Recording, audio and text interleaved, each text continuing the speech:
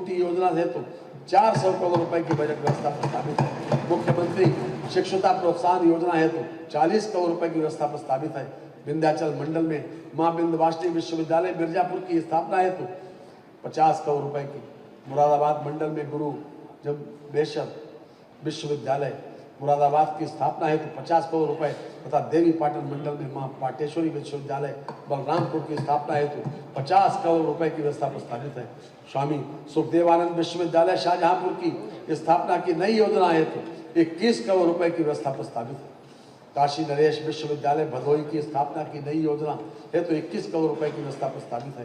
प्रदेश के उच्च शिक्षा संस्थानों छात्र मानसिक स्वास्थ्य एवं कल्याण नीति की नई योजना लाई जा रही है, जिसके लिए 14 करोड़ 50 लाख रुपए की व्यवस्था प्रस्तावित है। प्राविधिक शिक्षा हेतु वर्ष 2025-2026 के सापेक्ष 72% की वृद्धि के साथ लगभग 2,365 करोड़ रुपए की व्यवस्था प्रस्तावित है। प्रदेश में डिप्लोमा स्तरीय 195 संस्थाओं में प्रशिक्षण प्रदान किया जा रहा है। 23 राजकीय पॉलिटेक्निक निर्माणाधीन अवस्थापना की प्रक्रिया में है। राजकीय पॉलिटेक्निकों में नवीन टेक्नोलॉजी से सुसज्जित उन्नयन तथा एक्सीलेंस सेंटर की स्थापना किए जाने लगभग 714 करोड़ रुपए की व्यवस्था प्रस्तावित है। राजकीय पॉलिटेक्निकों में 251 स्मार्ट क्लासरूम की स्थापना की जा रही है तथा 143 स्मार्ट क्लासरूम स्थापित किए जाने की कार्रवाई प्रक्रियाधीन है। राजकीय पॉलिटेक्निकों के उन्नयन तथा अवस्थापना सुविधाओं के विकास की योजना हेतु 254 करोड़ रुपए तथा राजकीय पॉलिटेक्निकों की स्थापना हेतु 50 करोड़ रुपए की व्यवस्था प्रस्तावित है। व्यावसायिक शिक्षा एवं कौशल विकास व्यावसायिक शिक्षा के बजट में 2025-2026 के मुकाबले 88% की वृद्धि करते हुए लगभग 3,349 करोड़ रुपए की व्यवस्था प्रस्तावित है। प्रदेश में 286 राजकीय औद्योगिक प्रशिक्षण संस्थान संचालित हैं, जिनमें विभिन्न व्यवसायों की 1,90,272 सीटें युवाओं के प्रशिक्षण को उपलब्ध हैं। प्रदेश के विभिन्न राजकीय औद्योगिक प्रशिक्षण संस्थानों में से 47 में महिलाओं के प्रशिक्षण हेतु महिला शाखा संचालित कराई जा रही है। महिलाओं हेतु 12 राजकीय औद्योगिक प्रशिक्षण संस्थान स्वतंत्र रूप से संचालित हैं। प्रदेश में 2,963 से अधिक निजी औद्योगिक प्रशिक्षण संस्थान संचालित हैं, जिनमें 4.58 लाख से अधिक सीटें उपलब्ध हैं। टाटा टेक्नोलॉजीज लिमिटेड के सहयोग से फेज 1 के अंतर्गत चयनित 149 राजकीय औद्योगिक प्रशिक्षण संस्थानों का उन्नयन कर प्रशिक्षण प्रारंभ किया जा चुका है।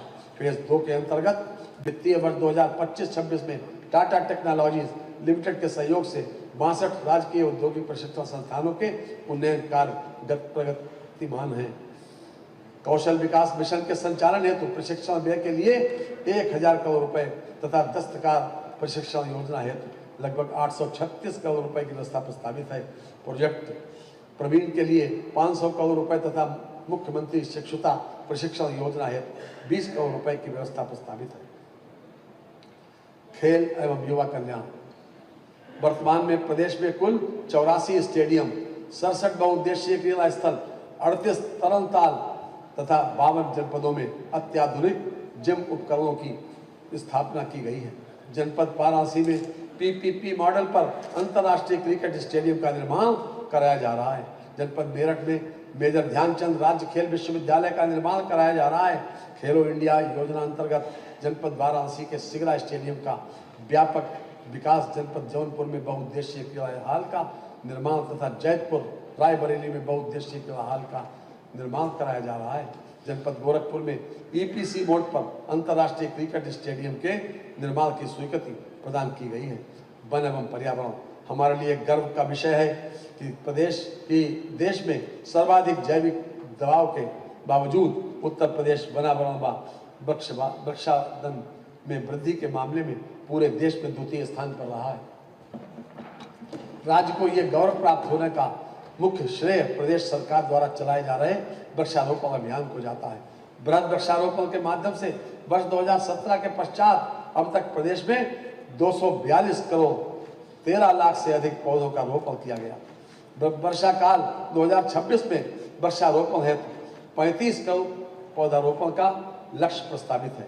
सामाजिक वानिकी योजना हेतु 800 करोड़ रुपए, पौधशाला प्रबंधन योजना हेतु 220 करोड़ रुपए तथा राज्य प्रतिकारात्मक वन रोपण योजना हेतु 189 करोड़ रुपए की व्यवस्था प्रस्तावित है। लखनऊ स्थित कुकरेल वन क्षेत्र में नाइट सफारी पार्क की स्थापना हेतु लगभग 207 करोड़ रुपए तथा रानीपुर बांध फाउंडेशन चित्रकूट के कार्पस फंड के गठन के हेतु 50 करोड़ रुपए की व्यवस्था प्रस्तावित है। परिसंकट में अपशिष्ट निस्तारण सुविधा, सामूहिक जैव चिकित्सा अपशिष्ट निस्तारण सुविधा एवं ई वेस्ट रिसाइकलिंग एंड ट्रीटमेंट सुविधा की स्थापना कराए जाने की कार्रवाई कराई जा रही है। Uttar Pradesh clean air management project वर्ष 2025-26 से 2030-31 तक क्रियान्वित होना है। ये विश्व बैंक सहायतित मल्टी सेक्टोरल योजना के जिसके लिए 194 करोड़ रुपए की व्यवस्था प्रस्तावित है। माननीय मुख्यमंत्री योगी आदित्यनाथ जी के सर्व समावेशी विजन में जहां एक और अवस्थापना और उद्योगों की चिंता है, वहीं महिलाओं, बच्चों और श्रमिकों और समाज के दुर्बल वर्ग के कल्याण की भी चिंता है। प्रदेश की जनजातियों के बारे में इसके पहले कभी सोचा भी नहीं गया। ये कहने में कोई हिचक नहीं कि सदियों की रूढ़ियों को तोड़कर समाज को नई दिशा देना एक श्रम साध्य और समय साध्य कार्य है, परंतु दूरदृष्टि, दृढ़ संकल्प और अहर्निश श्रम से यह संभव हो रहा है। बड़ी मुश्किल से कोई सुबह मुस्कुराती है, बड़ी मुश्किल से कोई सुबह मुस्कुराती है, गम की हर शाम दबे पांव चली आती है। कि वक्त लगता ही नहीं जिंदगी बदलने में, पर बदलने में वक्त जिंदगी लग जाती है, पर बदलने में वक्त जिंदगी लग जाती है। महिला एवं बाल विकास, महिला एवं बाल विकास की योजनाओं के लिए लगभग 18,620 करोड़ रुपए की व्यवस्था प्रस्तावित है, जो वर्ष 2025-26 के सापेक्ष 11% अधिक है। निराश्रित महिला पेंशन योजना हेतु 3,500 करोड़ रुपए की व्यवस्था प्रस्तावित है। योजना के अंतर्गत 2016-17 में लाभार्थियों की संख्या 17,32,000 थी, जो 2025-26 में अब तक 38,58,922 हो चुकी है। मुख्यमंत्री कन्या सुमंगला योजना के अंतर्गत 400 करोड़ रुपए की व्यवस्था प्रस्तावित है। कामकाजी महिलाओं हेतु छात्रावासों के निर्माण के लिए 100 करोड़ रुपए तथा मुख्यमंत्री श्रमजीवी महिला छात्रावास निर्माण योजना हेतु 35 करोड़ रुपए की व्यवस्था प्रस्तावित है। उत्तर प्रदेश मुख्यमंत्री बाल सेवा योजना हेतु 252 करोड़ रुपए की व्यवस्था प्रस्तावित है। मुख्यमंत्री बाल आश्रय योजना के अंतर्गत भवनों के निर्माण हेतु 80 करोड़ रुपए की व्यवस्था प्रस्तावित है। प्रदेश में अनुपूरक पुष्टाहार से लगभग 1,57 लाख लाभार्थियों को लाभान्वित किया जा रहा है। श्रम ई श्रम पोर्टल पर वर्तमान में 8.41 करोड़ कामगारों के पंजीयन के सापेक्ष फैमिली आईडी उपलब्ध कराने की कार्रवाई की गई। सभी अटल आवासीय विद्यालयों का लोकार्पण किया जा चुका है। इन विद्यालयों में कक्षा 6 से कक्षा 12 तक की निःशुल्क आवासीय शिक्षा प्रदान की जा रही है।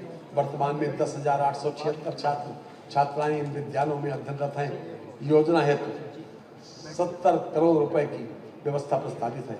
उत्तर प्रदेश रोजगार मिशन समिति के गठन हेतु 200 करोड़ रुपए की व्यवस्था प्रस्तावित है। समाज कल्याण वर्ष 2025-26 के सापेक्ष 8% की वृद्धि के साथ 14,953 करोड़ रुपए की व्यवस्था प्रस्तावित है। वृद्धावस्था किसान पेंशन योजना के अंतर्गत 67.50 लाख लाभार्थियों को रुपए 1,000 प्रतिमाह पेंशन प्रदान की जा रही है। योजना हेतु 8,950 करोड़ रुपए की व्यवस्था प्रस्तावित है। मुख्यमंत्री सामूहिक विवाह योजना के अंतर्गत सभी वर्ग की पुत्रियों के विवाह हेतु अनुदान राशि रुपए 51,000 से बढ़ाकर 1,01,000 रुपए कर दी गई। योजना हेतु 750 करोड़ रुपए की व्यवस्था प्रस्तावित है। अनुसूचित जाति के निर्धन व्यक्तियों की पुत्रियों की शादी अनुदान योजना हेतु 100 करोड़ रुपए की तथा सामान्य वर्ग के निर्धन व्यक्तियों की पुत्रियों की शादी योजना हेतु 50 करोड़ रुपए की व्यवस्था प्रस्तावित है। अनुसूचित जाति पूर्व दशम एवं दशमोत्तर छात्रवृत्ति योजना हेतु 977 करोड़ रुपए की व्यवस्था प्रस्तावित है। सामान्य वर्ग पूर्व दशम एवं दशमोत्तर छात्रवृत्ति योजना के अंतर्गत 950 करोड़ रुपए की व्यवस्था प्रस्तावित है। जनजाति विकास प्रधानमंत्री जनजातीय आदिवासी न्याय महाअभियान पीएम जनमन के अंतर्गत विशेष रूप से कमजोर जनजातीय समूहों का समग्र विकास किया जा रहा है। धरती आबा जनजातीय ग्राम उत्कर्ष अभियान का शुभारंभ माननीय प्रधानमंत्री जी द्वारा दिनांक 2 अक्टूबर 2024 को किया गया है। योजना का उद्देश्य देश भर में 63,000 से अधिक जनजातीय बाहुल्य ग्रामों तथा आकांक्षी जनपदों में के जनजातीय ग्रामों को 18 विभागों के कार्यक्रमों से संतृप्त किए जाने का लक्ष्य है। पिछड़ा वर्ग कल्याण पिछड़ा वर्ग कल्याण की योजनाओं के लिए 3,402 करोड़ रुपए की बजट व्यवस्था प्रस्तावित है, जो वर्ष 2025-26 के मुकाबले 9% अधिक है। पूर्व दशम एवं दशमोत्तर छात्रवृत्ति योजना हेतु 3,060 करोड़ 50 लाख रुपए की व्यवस्था प्रस्तावित है। अन्य पिछड़ा वर्ग के निर्धन व्यक्तियों की पुत्रियों की शादी अनुदान योजना हेतु 210 करोड़ रुपए की व्यवस्था प्रस्तावित है। पिछड़े वर्ग के छात्र छात्राओं हेतु छात्रावास निर्माण योजना अंतर्गत 20 करोड़ रुपए की व्यवस्था प्रस्तावित है। दिव्यांग जन सशक्तिकरण, दिव्यांग जन के कल्याण की योजनाओं के लिए 2140 करोड़ रुपए की प्रावधान प्रस्तावित है, जो वर्ष 2025-26 की तुलना में 8% अधिक है। दिव्यांग पेंशन योजना के अंतर्गत लगभग 11 लाख से अधिक दिव्यांग जनों को 1,000 रुपये प्रतिमाह की दर से धनराशि दी जा रही है। वर्ष 2017 के पूर्व धनराशि 300 रुपये थी। योजना हेतु 1470 करोड़ की व्यवस्था प्रस्तावित है।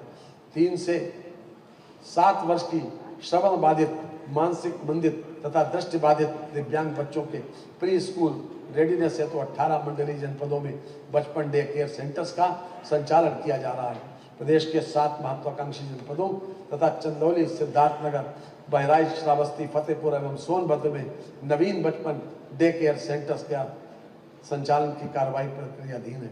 अल्पसंख्यक कल्याण की योजनाओं हेतु 2,058 करोड़ रुपए की व्यवस्था प्रस्तावित है। प्रधानमंत्री जन विकास कार्यक्रम के अंतर्गत मल्टी सेक्टोरल डेवलपमेंट कार्यक्रम ऐसे 21 जनपदों जिनमें अल्पसंख्यक जनसंख्या का अनुपात सबसे अधिक है में लागू है, जिसके लिए 500 करोड़ रुपए की व्यवस्था प्रस्तावित है। पूर्व दशम तथा दशमोत्तर छात्रवृत्ति योजना हेतु 391 करोड़ रुपए की व्यवस्था प्रस्तावित है। न्याय विभाग की योजनाओं हेतु लगभग 9,845 करोड़ रुपए की व्यवस्था का प्रस्ताव है, जो वर्ष 2025-26 के सापेक्ष 9% अधिक है। पायलट प्रोजेक्ट के अंतर्गत न्यायालय परिसर के निर्माण हेतु 1,000 करोड़ रुपए की व्यवस्था प्रस्तावित है। प्रदेश के अद्यतन 111 ग्राम न्यायालयों में को क्रियाशील किए जाने की कार्रवाई की गई। महिलाओं के विरुद्ध कारित अपराधों के त्वरित निस्तारण हेतु गठित 81 फास्ट ट्रैक कोर्ट के स्थायीकरण एवं 212 अस्थायी फास्ट ट्रैक कोर्ट के NI एक्ट के अंतर्गत 38 अतिरिक्त न्यायालय तथा 5 विशेष न्यायालय सहवर्ती पदों की निरंतरता बढ़ाए जाने की कार्रवाई की गई। राजस्व वित्तीय वर्ष 2025-26 में मुख्यमंत्री कृषि दुर्घटना कल्याण योजना के अंतर्गत 18,144 आश्रित परिवार लाभान्वित हुए। वित्तीय वर्ष 2026-27 में योजना हेतु 1,150 करोड़ रुपए की व्यवस्था प्रस्तावित है। एंटी भू माफिया अभियान के अंतर्गत 7369 हेक्टेयर क्षेत्र पर अवैध अतिक्रमण से मुक्त कराया गया है। प्रथम चरण में प्रदेश के 7 अति संवेदनशील जनपदों में एक बाल शरणालय बनाए जाने का निर्णय लिया गया है। प्रदेश में डिजास्टर रिस्क रिडक्शन कार्यक्रम को सुलभ बनाने हेतु संयुक्त राष्ट्र विकास कार्यक्रम के साथ दिनांक 16 जुलाई 2025 को समझौता ज्ञापन हस्ताक्षर किया गया। परिवहन बस बेड़े के सुदृढ़ीकरण हेतु EV बस के लिए 400 करोड़ रुपए, बस अड्डों के निर्माण हेतु 150 करोड़ रुपए की व्यवस्था प्रस्तावित है। मुख्यमंत्री जीरो फर्टिलिटी विजन योजना दुर्घटनाओं की रोकथाम व दुर्घटना पर पश्चात कार्रवाई हेतु 50 करोड़ रुपए की व्यवस्था प्रस्तावित है। इलेक्ट्रिक वाहनों के प्रयोग को बढ़ावा देने के लिए बस अड्डों पर चार्जिंग स्टेशन की स्थापना हेतु 50 करोड़ रुपए की व्यवस्था प्रस्तावित है। मान्यवर हमारी सरकार ने माननीय मुख्यमंत्री जी के मार्गदर्शन में हर क्षेत्र में सराहनीय कार्य किया है, जिसका सकारात्मक मूल्यांकन देश की शीर्षस्थ विशेष संस्थाओं, नीति आयोग, भारतीय रिजर्व बैंक तथा CAG द्वारा किया गया है। उत्तर प्रदेश के विकास और कानून व्यवस्था के मॉडल की सराहना सर्वत्र हो रही है। काबिले तारीफ है अंदाज एक एक काम का, काबिले तारीफ है अंदाज एक एक काम का, गा रही है गीत यूपी योगी जी के नाम। राजकोषीय सेवाएं, राज्य वस्तु एवं सेवा कर तथा मूल्य संवर्धित कर, राज्य वस्तु एवं सेवा कर तथा मूल्य संवर्धित कर से राजस्व संग्रह का लक्ष्य 1,49,956 करोड़ रुपए निर्धारित किया गया है। आबकारी शुल्क से राजस्व संग्रह का लक्ष्य 71,278 करोड़ रुपए निर्धारित किया गया है। स्टाम्प एवं पंजीकरण से राजस्व संग्रह का लक्ष्य 43,802 करोड़ रुपए निर्धारित किया गया है। वाहन कर से राजस्व संग्रह का लक्ष्य 15,808 करोड़ रुपए निर्धारित किया गया है। वित्तीय वर्ष के बजट अनुमान वर्ष 2026-27 मान्यवर प्रस्तुत बजट का आकार 9,12,696 करोड़ 35 लाख रुपए है। बजट में 43,565 करोड़ 33 लाख रुपए की नई योजनाएं सम्मिलित की गई हैं। प्राप्तियां, कुल प्राप्तियां 8,48,233 करोड़ 18 लाख रुपए अनुमानित है। कुल प्राप्तियों में 7,28,928 करोड़ 12 लाख रुपए की राजस्व प्राप्तियां तथा 1,19,305 करोड़ 6 लाख रुपए की पूंजीगत प्राप्तियां सम्मिलित हैं। राजस्व प्राप्तियों में कर राजस्व का अंश 6,03,401 करोड़ रुपए 76 लाख रुपए है, इसमें स्वयं का कर राजस्व 3,34,491 करोड़ रुपए तथा केंद्रीय करों में राज्य का अंश 2,68,910 करोड़ 36 लाख रुपए सम्मिलित है। व्यय, कुल व्यय 9,12,696 करोड़ 35 लाख रुपए है। कुल व्यय में 6,64,470 करोड़ 55 लाख रुपए राजस्व लेखे का व्यय है तथा 2,48,225 करोड़ 81 लाख रुपए पूंजी लेखे का व्यय है। समेकित निधि के प्राप्तियों से कुल व्यय घटाने के पश्चात 64,463 करोड़ 17 लाख रुपए का घाटा अनुमानित है। लोक लेखा से 9,500 करोड़ रुपए की शुद्ध प्राप्तियां अनुमानित हैं। समस्त लेन देन का शुद्ध परिणाम 54,963 करोड़ 17 लाख रुपए ऋणात्मक अनुमानित है। अंतिम शेष, प्रारंभिक शेष 96 करोड़ 41 लाख रुपए ऋणात्मक को हिसाब से लेते हुए अंतिम शेष 55,059 करोड़ 58 लाख रुपए ऋणात्मक अनुमानित है। राजस्व बचत 64,457 करोड़ 57 लाख रुपए अनुमानित है। राजकोषीय घाटा 1,18,480 करोड़ 59 लाख रुपए अनुमानित है, जो वर्ष के लिए अनुमानित सकल राज्य घरेलू उत्पाद का 2.98% 3% से कम है। माननीय हमारी सरकार प्रदेशवासियों को एक सुरक्षित, स्वस्थ, सभ्य और खुशहाल समाज मुहैया कराने तथा प्रदेश में ही रोजगार के अवसर उपलब्ध कराने के लक्ष्य को ध्यान में रखकर कार्य कर रही है। हमारी सरकार की कार्यशैली जिस जीवन दर्शन से अनुप्राणित है उसे इन शब्दों में बयान किया जा सकता है। बात अनमोल बहुत है ये जिंदगी के लिए, बता रहा हूँ फलसफा मैं हर किसी के लिए। पोंछ सकते हो तो दुखियों के पोंछ लो आंसू, न जिए आप फकत अपनी ही खुशी। माननीय मैं माननीय प्रधानमंत्री जी और माननीय मुख्यमंत्री जी, केंद्रीय मंत्रिपरिषद के माननीय सदस्यों, प्रदेश के मंत्रिपरिषद के अपने सभी माननीय सदस्यों का अत्यंत आभारी हूं, जिनके सहयोग एवं परामर्श से मैं ये बजट प्रस्तुत करने में सक्षम हो सका हूं। मैं यहाँ पर मुख्य सचिव वित्त और वित्त विभाग के अधिकारियों एवं कर्मचारियों, प्रधान महालेखाकार उत्तर प्रदेश तथा राष्ट्रीय सूचना विज्ञान केंद्र के अधिकारियों एवं प्रदेश सरकार के सभी विभागों के अधिकारियों एवं कर्मचारियों के प्रति अपना आभार प्रकट करता हूं, जिन्होंने इस बजट को तैयार करने में बहुमूल्य सहयोग प्रदान किया है। माननीय मैं आपका भी आभारी हूं कि आपने मुझे बजट पेश करने का मौका दिया। इन्हीं शब्दों के साथ माननीय मैं वित्तीय वर्ष 2026-27 का बजट इस सदन में उपस्थित सभी सम्मानित जनप्रतिनिधियों के माध्यम से प्रदेश की जनता को समर्पित करता हूं। वंदे मातरम।